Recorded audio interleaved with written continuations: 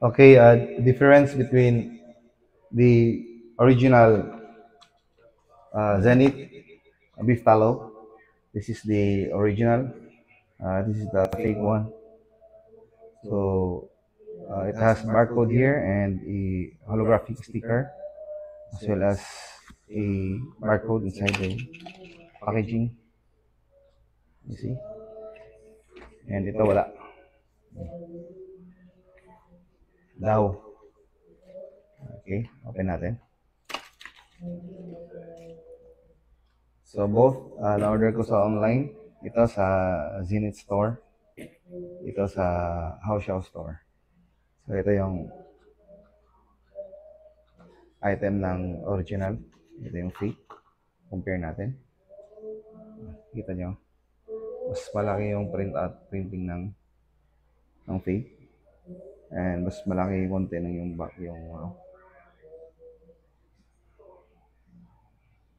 sila comparison. Yan. Ito may marking. Ito wala. Okay, mga boss. Ito natin to. Ito yung original. And boom, yan yung kulay. Okay, yung fake. Okay natin. Yun. Wala masyadong difference sa dalawa. Kaya lang ito, parang dull yung kulay niya. Ito, parang lively talaga yung kulay niya. Kita?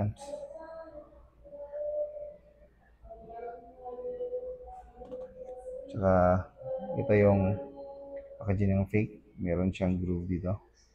Sa original, wala. Ayun.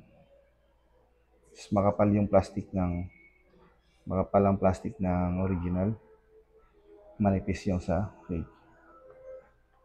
Okay. Ayan o.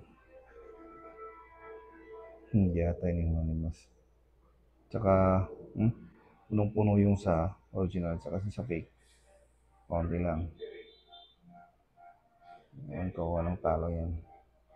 Okay. Once again, ito yung box. Original. Holographic at saka QR code. Yun. Ito wala.